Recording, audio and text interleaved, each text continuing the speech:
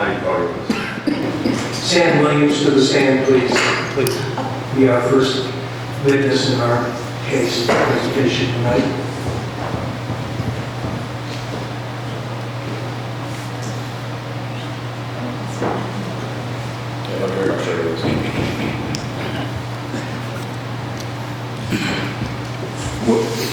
Would you raise your right hand, please? Yes, sir. Do you solemnly swear or affirm under the penalties of perjury that the testimony you're about to give will be the truth, the whole truth, and nothing but the truth? Yes, sir. Would you state your name for the record, please? Yes, it's Sammy Williams. And where do you presently reside? I'm sorry, sir. Where do you reside? Within the state of Indiana. Okay. And where are your present duties? Where do you work? I work for Ferguson. And what kind of company is that? It's a manufacturing company.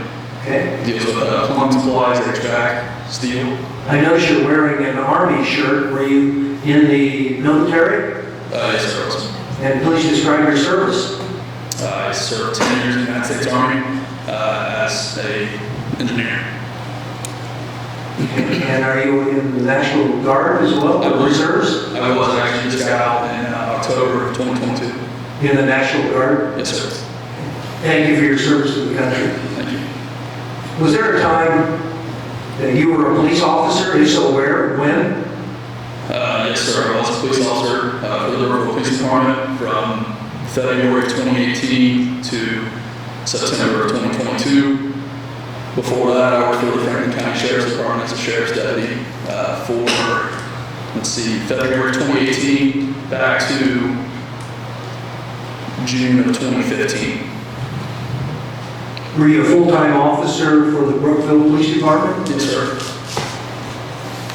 Did you have an opportunity to work with a fellow officer with the last name of Forsey? Yes, sir, I did. At both locations. Did you also have an opportunity to work with my client, the chief? Yes. What is the size of the department of the Brookville Police Department? Including the chief, there were 9 of us. A small department? Yes, sir. And in a small department, isn't it true that officers tend to know everything else about what's going on with the other officers? Yes, sir. It's the nature of the business, correct? Yes, sir. At any time during your service as a police officer for the Brookville Police Department, did you ever hear Officer Forsey ever complain about the chief in terms of how he was being treated by the chief? I personally did not hear that, sir. Do you recall Officer Forsey ever coming to you personally, making complaints of any kind by Officer Forsey with respect to allegations of being mistreated by my client? No, sir, not to me.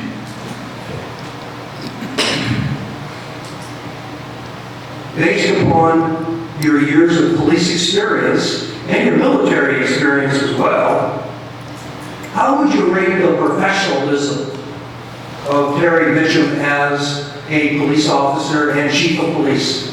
I think he was a professional individual. I think he stepped up to the plate for the chief of police, and I think he did a good job. Did you ever see Chief Mitchum mistreat, disrespect, or treat wrongly any of your fellow officers during the years that you served under him at the Brookville Police Department? No, sir.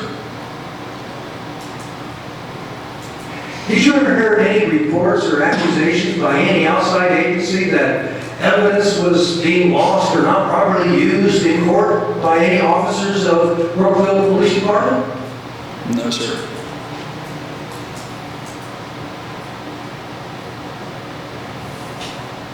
Nothing further. I have no question. This officer is going to be flying out of state at 6 a.m. this morning. May he be released. Go. All right, Good luck if you're flying Southwest. going a little south.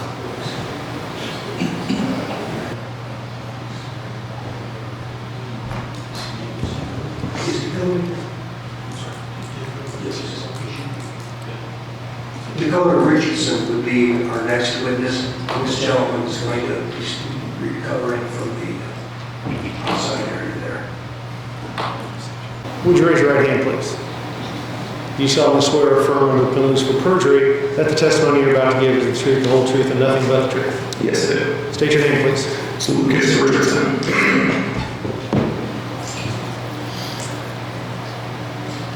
Have you been a police officer in the past?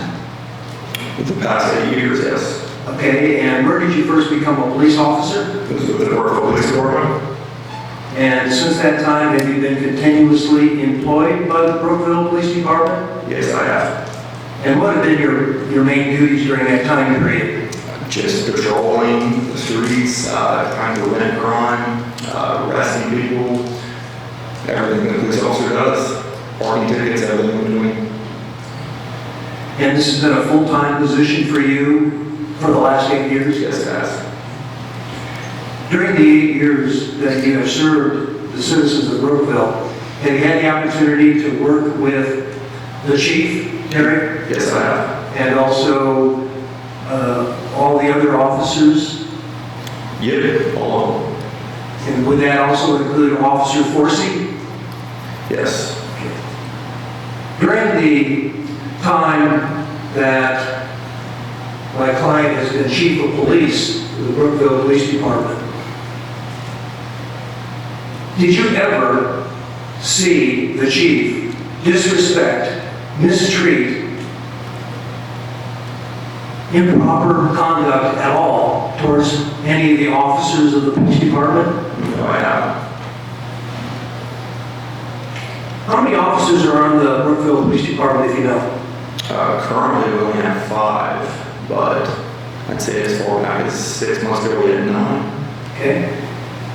Small department. Yes. And isn't it true that in small police agencies, officers know everything about all the other officers, given the size of the agency? For the most part, yeah. Did you ever hear Officer Forsey complain to you about the way he was being allegedly mistreated by the chief? No, I never heard him complain about anything other than the riot he received. So, Did you ever hear Officer Forsey complain to any other officers of the department, not you, but other officers of the department, in terms of the ways that he was being unfairly or improperly handled or supervised by the chief? no, I did not. Based upon your many years of experience as a police officer, do you have an opinion with respect to the professionalism and integrity of the chief? Yeah, I think very highly of the chief. He's been a great chief. He hired me only 8 years ago as a reserve, 8.5 actually. I've worked with him since he was a sergeant, I believe, at the time, all the way up to assistant chief, and then interim chief, and then eventually chief. So, I mean, he's been nothing but respectful to me, and from what I've seen, respectful to everybody that I've seen.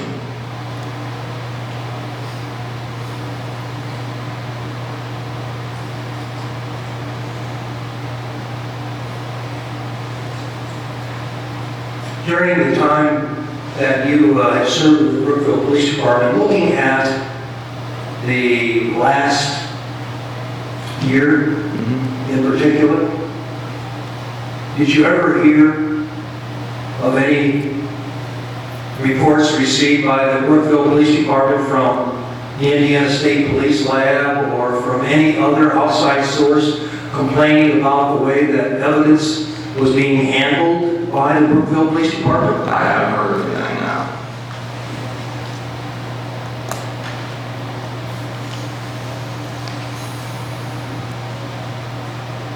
How about the chief's reputation, in your opinion, for honesty?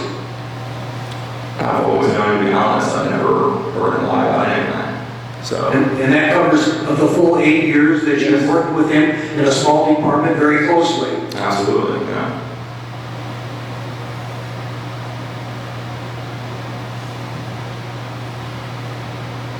No further questions? I have no questions at this moment. Okay. Yours. excused. I would not be needing to recall. No. Thank you, guys. And thank you very much for your time. Raise your right hand, please. Do you solemnly swear or affirm under the penalties for perjury that the testimony you're about to give will be the truth, the whole truth, and nothing but the truth? I do. State your name, please. Michael Strait. For the record, please, could you describe your law enforcement experience? I'm currently the interim chief of the Brookville Police Department. I've been acting in that capacity since Chief Terry Mitchum was placed on administrative leave. Prior to that, I was the assistant chief of police. I've been acting in that capacity, or was acting in that capacity from May of 2019, I believe, until I was the acting interim chief. Prior to that, I've been patrolling with the Brookville Police Department. I was hired in, I think, February of 2015. And prior to that, I worked for the Franklin County Sheriff's Department as a deputy in Franklin County. So in total, how many years have you served as a police officer in your career? Approximately 8 years. During the 8 years, have you had the opportunity to work with the chief here, Terry Mitchum? I've worked with Chief Terry Mitchum, not always in the role of chief, but I've worked with him since February of 2015.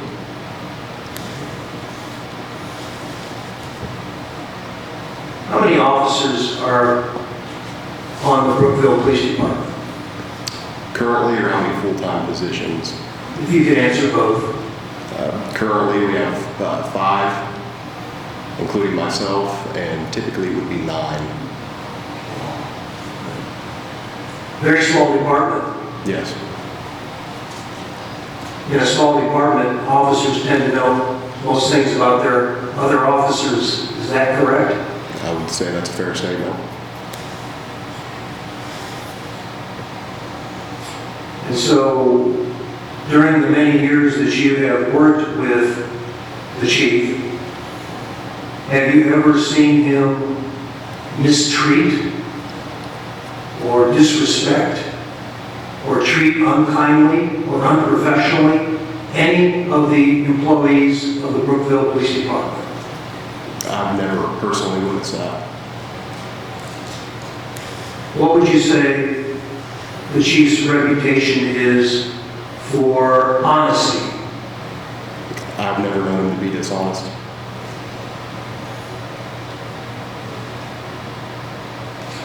How would you rate his professional skills as a chief of police in your department? I believe he's very professional.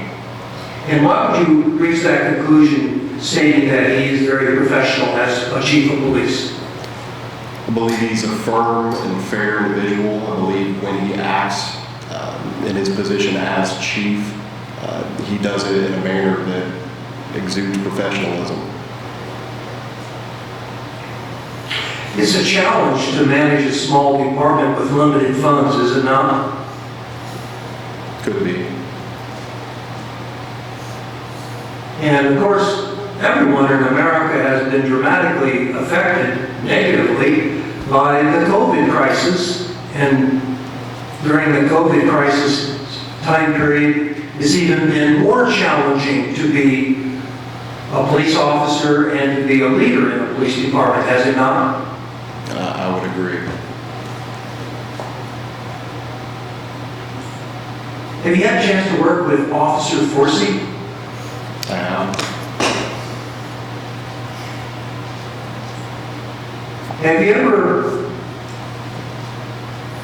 received any complaints from Officer Forsey to you about the way that he was being treated or mistreated by the chief? I've never received a complaint from Officer Forsey regarding Chief Mitchum.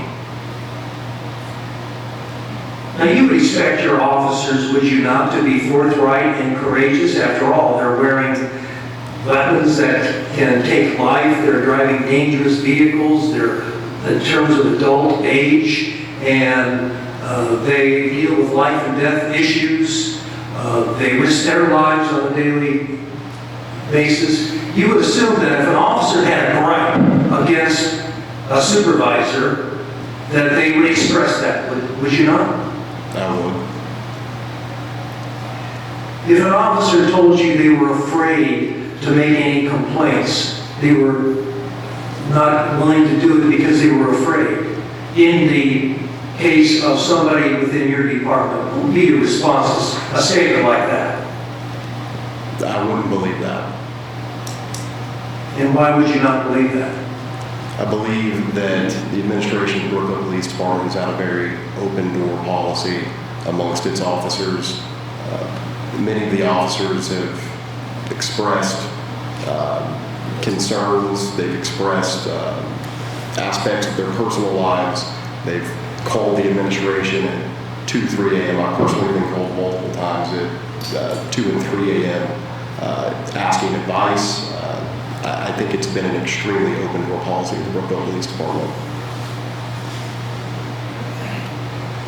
Have you ever received, as interim chief, any written complaints from outside agencies like the Indiana State Police or State Forensics Lab about problems with the evidence in your department?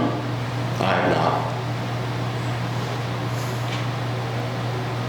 Now, Officer Forsey, does he have duties associated with evidence at this point in time in your department?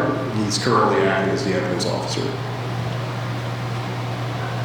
Did you have an opportunity to work with him in terms of discovering what was in the works in terms of evidence and not, and the whole status of your evidence in criminal cases recently? I've had conversations with him on it recently, yes. And what was your conversation and what did you do?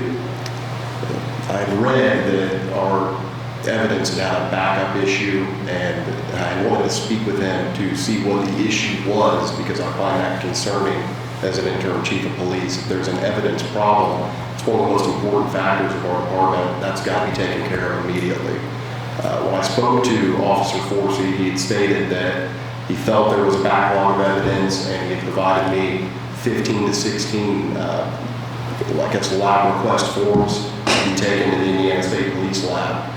I asked him if he knew the status of these, and he believed they needed to go to the lab. So then I had taken the actual case numbers to these, and I've looked into it for myself. And there was only 5 cases of what he provided that actually need to go to the Indiana State Police Lab. Of those 15 or 16, there were only 5. So you were satisfied that there was no problem? I didn't find that concerning.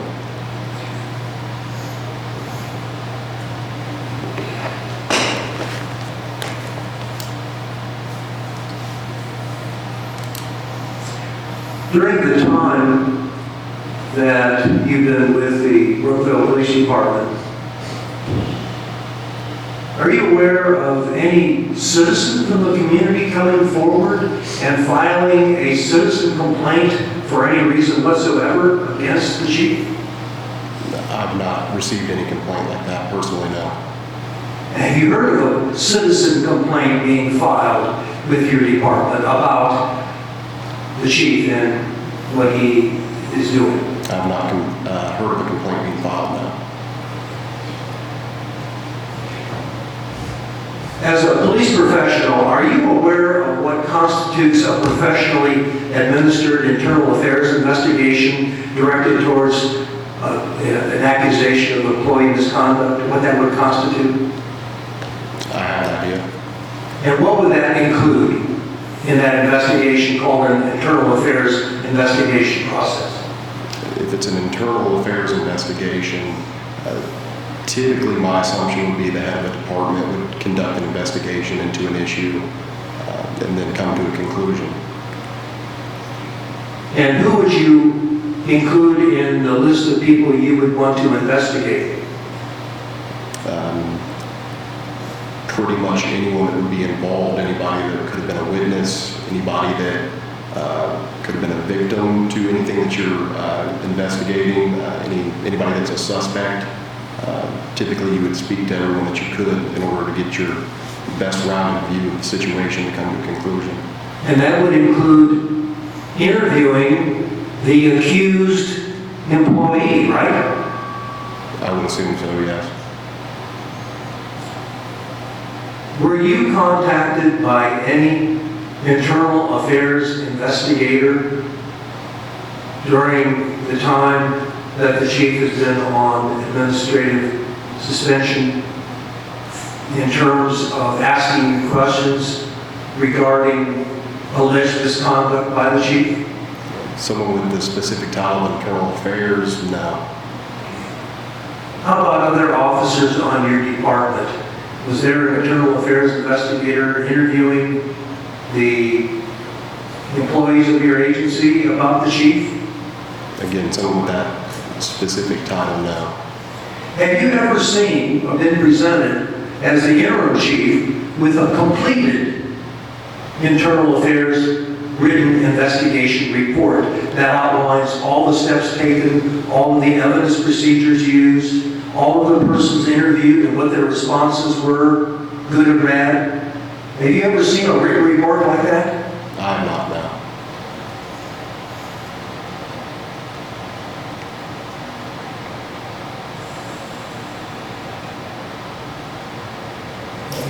Confer with my client for a moment.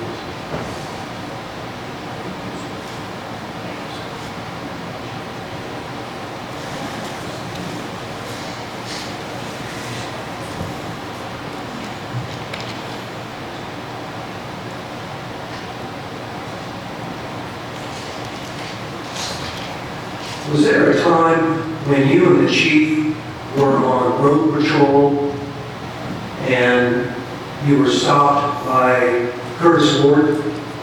Yes, there was. And for the safety board members, this is critical. You were an actual witness to one of the charges here. What transpired in chronological order to the best of your recollection as a witness present at the time of the alleged facts in the account dealing with Curtis Ward? So I was patrolling with Terry Mitchum. We were in his police cruiser. He was driving the vehicle. I was in the passenger seat. I believe we had gone out, got coffee. We were driving around Brookville. We had hit various areas. Eventually, we had got to the Lou Walls neighborhood, which is Curtis Ward's neighborhood. When we pulled into the neighborhood, it's a one-way in, one-way out kind of neighborhood. So we had drove in, and I had seen Curtis Ward standing near what would be, I'm assuming, his garage, and he was outside. We had continued to the end of the neighborhood and came back around. As we came back around, Curtis Ward stepped down towards the roadway and had flagged us down. When he flagged us down, Chief Mitchum pulled over. He got out of his vehicle, and when he got out of his vehicle, he went to the back passenger side of the vehicle with Ward. I could see them in my mirror slightly, and I know they were having a conversation. It's similar if you can hear a conversation through a wall. You know people are talking, but you don't know specifically what they're saying. There was a brief interaction between the two. Chief Mitchum got back in the car. Do you have an estimate as to how much time the entire exchange between Mr. Ward and the chief took place? I don't believe I can give an accurate estimate, but it seemed like a brief period of time. And did you see any body language that would indicate threatening gestures by either man? I did not see any now.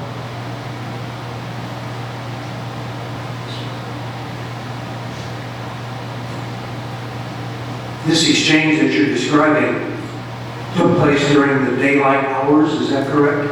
Yes. So you would have the physical capability of observing action on the outside of the car?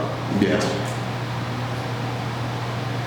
And it's your testimony you saw no threatening physical gestures made by either man? I didn't stare at them the entire time. I could briefly see them, kind of like a glance here and there. It's in that passenger mirror. I didn't see any threatening, actions from either individual in the moments that I looked in that mirror. Did you hear anything, any words coming out of the mouth of either man that amounted to what you would consider yelling? No, I couldn't make out the words they were saying. It was mumbled, almost like two people talking and you're on the other side of the wall. When the chief came back to the car, did he indicate to you what had just happened? He had told me that he was being put on paid leave or paid suspension, and that he was essentially concerned that it felt as if he was being belittled, and that he was going to be suing if he had to, that he wasn't going to sit back and allow something that he felt seemed off occur without suing. At that time, did the chief indicate to you words to the effect that he was going to make it living hell for council members? No, he did not say that to me. Did he make any threatening statements against Curtis Ward or members of the town council at that time? To me, he did not. Did he ever make any kind of threatening statements to you to the effect that, you know, it's going to be living hell for them, or worse to that effect because of the way he was being treated? Did he make comments like that at any time from then on up through the time that he was put on administrative leave? He's never made a statement of that nature to me. Would you find such a statement being alleged against Terry to be completely against his character? I would. And you've worked closely with him for years, is that correct? Correct.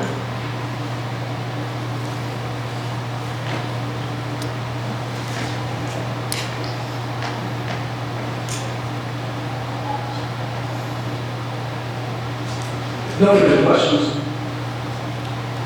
So when he came in the car and said he was being suspended or put on leave, did he tell you why?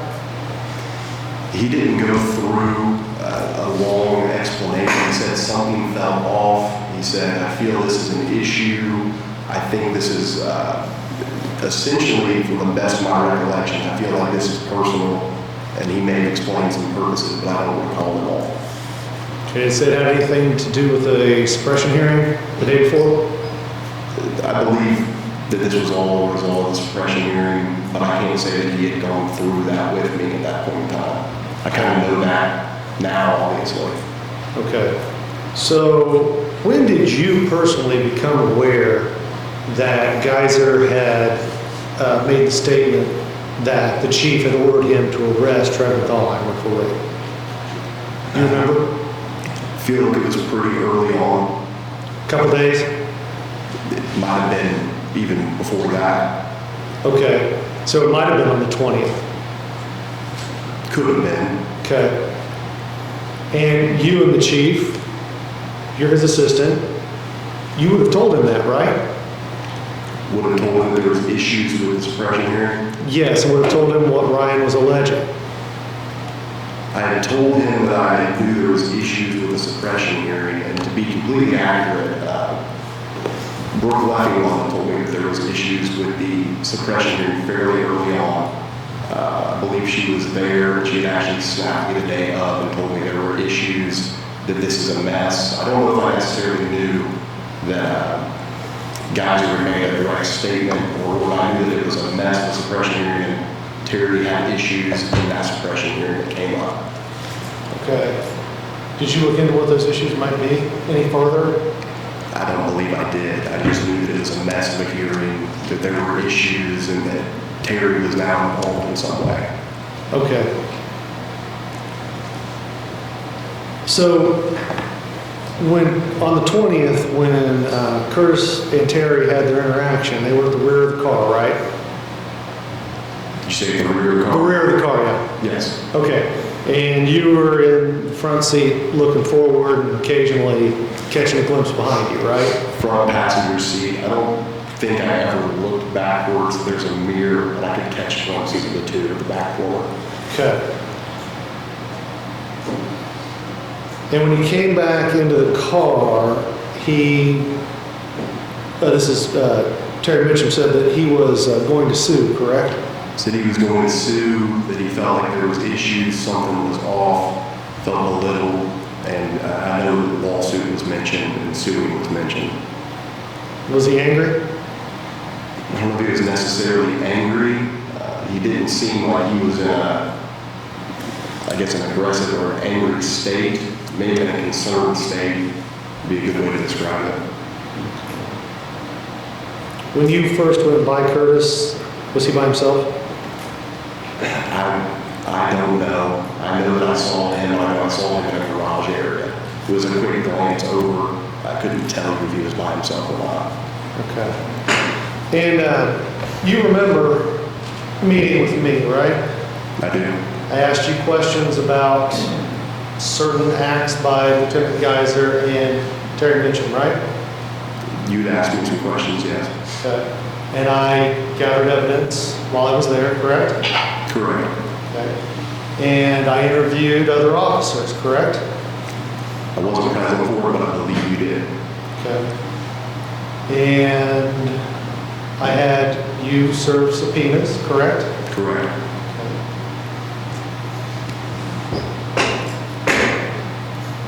Is that indicative of conducting an investigation?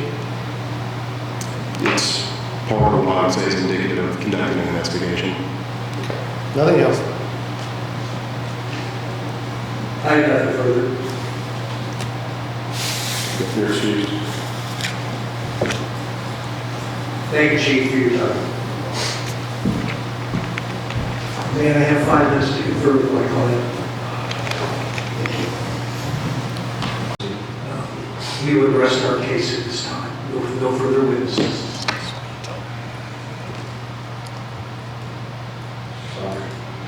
I have no rebuttal. All right. You just need to take a break for a minute before closing arguments? Yes? Yeah, that's all. We'll recess for 5 minutes before we present closing arguments. All right, we're not allowed for closing arguments. We're not. Last time we were under pretty tight constraints to get on those as quickly as possible. Mr. Saunders, you spoke a world speed record. If you could maybe talk as fast this time. Let's keep argument. We're not as time pinched, but do keep them somewhat brief. Okay, so we're off the 5-minute time limit, about 10. 10 would be appropriate, I would say. No more than 10 would be appropriate. Whatever the board prefers. Okay. So, in presenting this case, I originally alleged 6 counts of misconduct by Terry Mitchum. I dismissed 1, and that leaves 5. Count 1 is that he engaged in conduct unbecoming an officer under Indiana Code 36834B2 F through H. He engaged in conduct unbecoming an officer, immoral conduct, and conduct injurious to the peace or welfare, in that on July 20th of 2022, he did threaten Curtis Ward. Now, Curtis testified that the chief said he's going to make the board members' lives a living hell if they don't back him. Chief Mitchum himself said that he told Curtis, you're going to open Pandora's box. The fact of the matter is that both renditions do contain threatening language. Pandora's box, as everyone is aware, is a series of terrible events that occur after you open the box.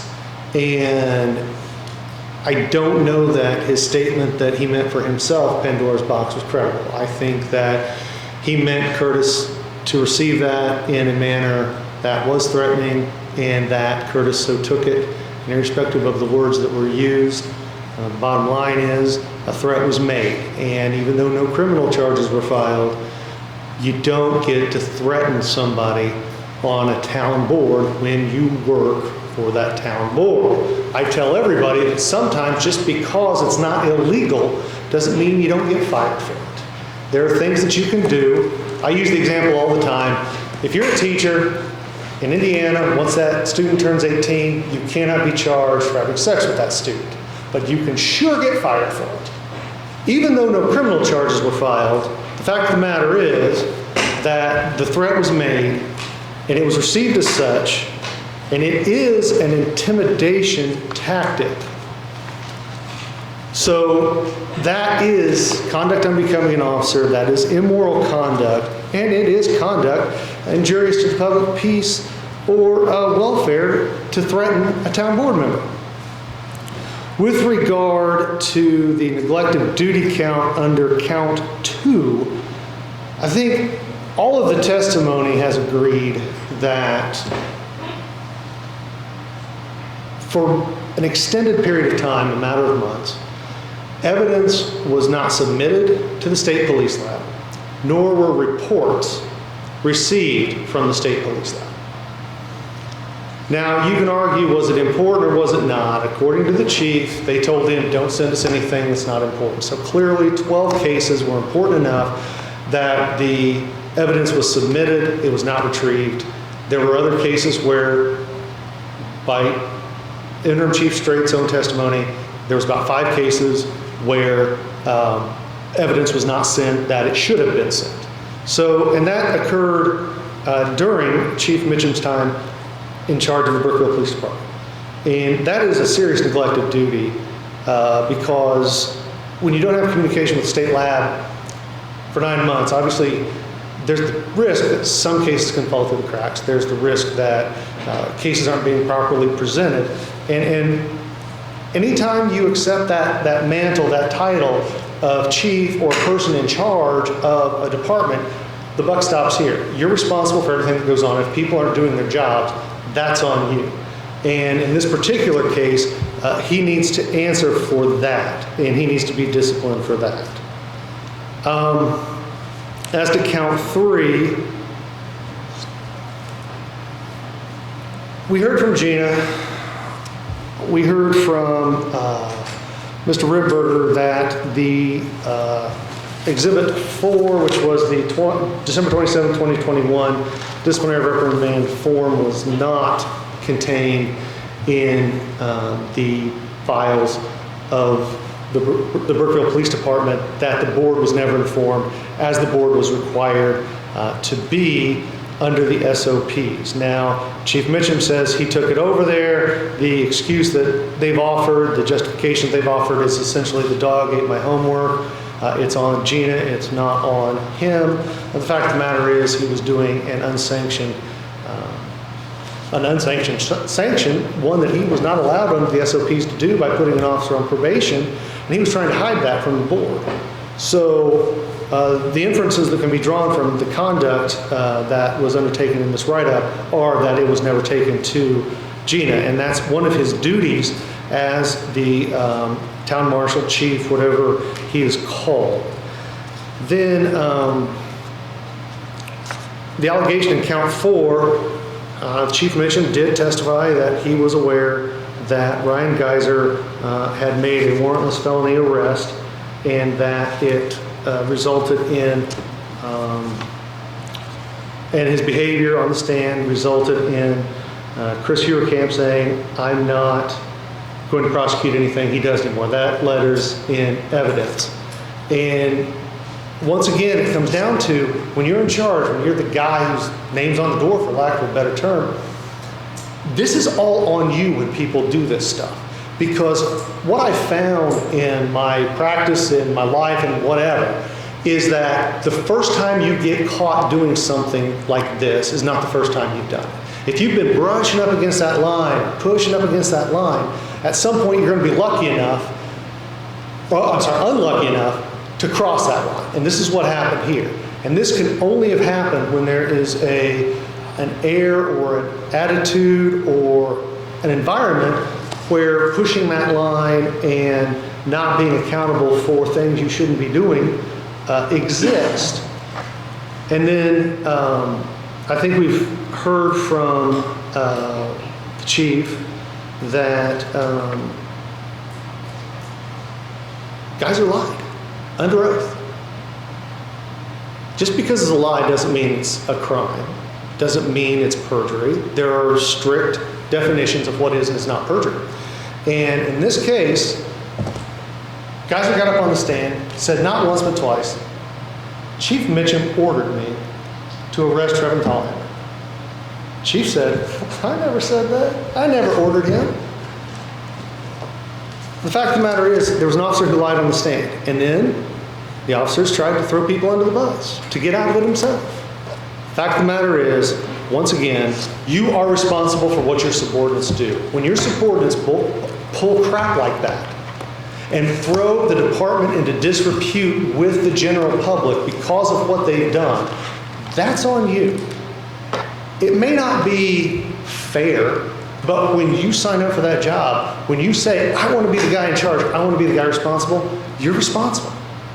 And I think in this case, there just seems to be a general air of neglect of duty and poor management of the people below him that render him unable to continue in the role of town marshal. And as we know, because of the structure as it's existing now, he is technically a town marshal.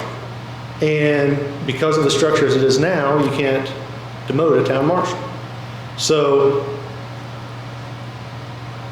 it would be appropriate, in my opinion, based upon the misconduct with regard to Curtis, that he no longer be town marshal, and based upon his inability or reluctance or whatever it is to control the people under him and to monitor the activities of his subordinates, that he is not fit at this time to continue in the role of marshal chief or whatever his actual title is, that he just can't serve in that role anymore due to his mismanagement. And that would be my position. I'm done. Mr. Brown. On behalf of the chief, I want to personally thank all of you and everyone associated with this hearing process. You've paid very close attention. It's been very time consuming, and myself and my client appreciate what you've done. The clerk treasurer, the former town manager, the Brookville interim chief, Officer Sam Williams, Dakota Richardson, all back up the good character of my client. And also, they've never had or heard of any complaints ever being filed or pursued against the chief. That's an amazing record. But the evidence is clear. People have a pattern in practice that they exercise throughout their lives. All of these individuals have worked with the chief for years and never observed any problems with him. Never heard of any complaints being lodged against him for unprofessionalism or for engaging in lying. Many witnesses who have worked with him for many years all back up the professionalism of my client. You know something, ladies and gentlemen? The way Curtis Ward was testifying about my client, I was almost going to call him again as a character witness for my client, in my case, the chief. He said that up until the current chain of events, and you heard it just like I did, basically, Mr. Ward thinks the chief walks on water. And that's not an over-exaggeration based upon what Mr. Ward himself said about my client going back for years. It is not logical. It does not make common sense that for years and years and years, all of these fine, upstanding people, including Mr. Ward, say he's the best. And then on one amazing day in question, while there's another officer witness nearby, he turns into this monster. It's not logical. It doesn't make sense. Furthermore, in addition to all the fine folks that I just listed that are in favor of the good character and the good professionals of my client, I would also include on this long list the Indiana State Police Department who investigated him about all this. I would also include the special prosecuting attorney who decided to file no charges against my client for anything. Add those two outside independent people that owe no political allegiance to anybody to the good character, professionalism fact of my client. Even the one officer, Forsey, I don't think I heard him call my client a liar or anything to that effect. Even Officer Forsey, I don't think you can interpret as anti-chief in terms of what he testified today in this hearing. I think, unfortunately, folks, this whole thing was just at a bad time for Curtis Ward, for whatever reason. And he misinterpreted what the chief said in his front yard, where there was no physical contact. He admitted to that. No physical threats, no body language that was threatening. It was just words out of the mouth.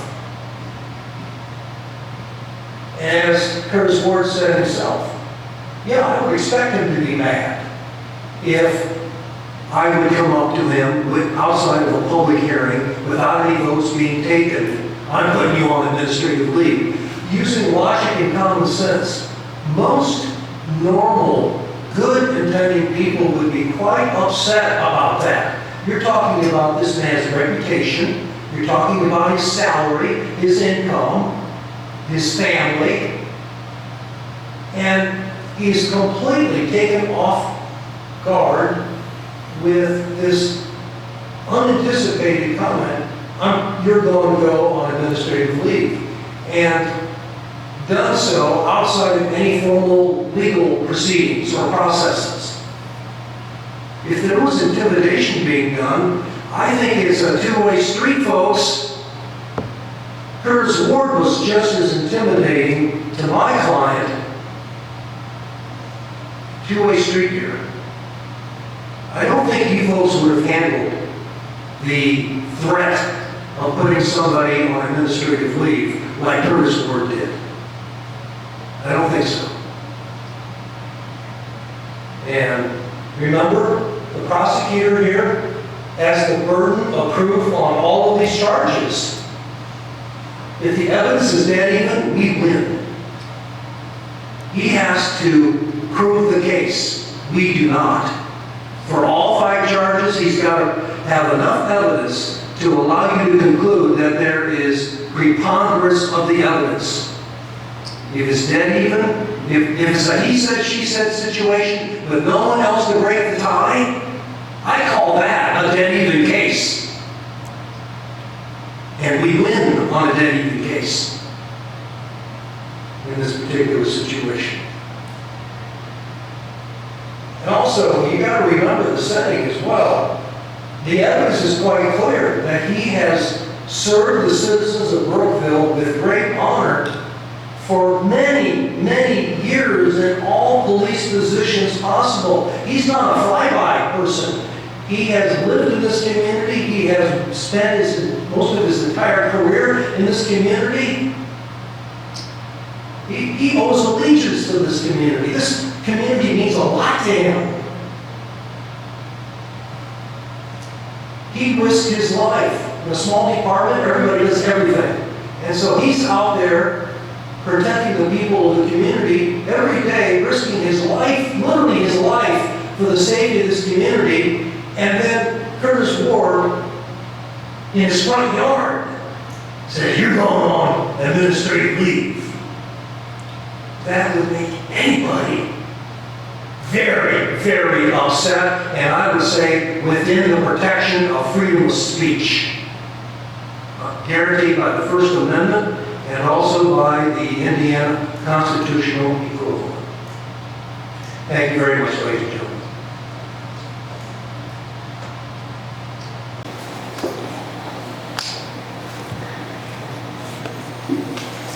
That concludes the presentation of evidence. The closing arguments. We had previously set the time of 10 o'clock on the 31st for a continuance for a ruling. Give all 5 board members time to digest all the information. We will make a ruling on our recommendation, a ruling on the hearing on the 31st, 10 a.m. here. Motion to... May I make just one final point in terms of the last point he made, for your consideration.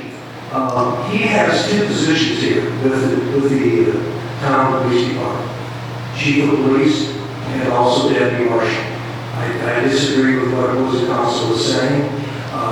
He was a deputy marshal, he became chief of police. Therefore, his position of deputy marshal is a tenured position. And I would want to just say, all the evidence that he introduced here was directed towards his chief of police position, not his lower ranking rank that he had before he was promoted to chief of police.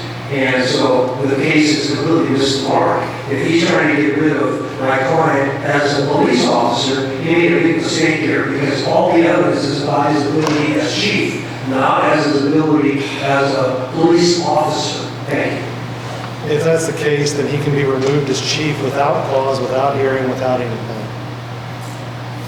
So, and there is no chief position. It is a town marshal position under the statute, period.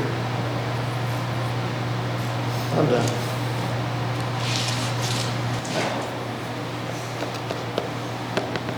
Motion to postpone the hearing until the 31st at 10 a.m. I'll make a motion to continue the hearing until the 31st at 10. I'll second. All in favor?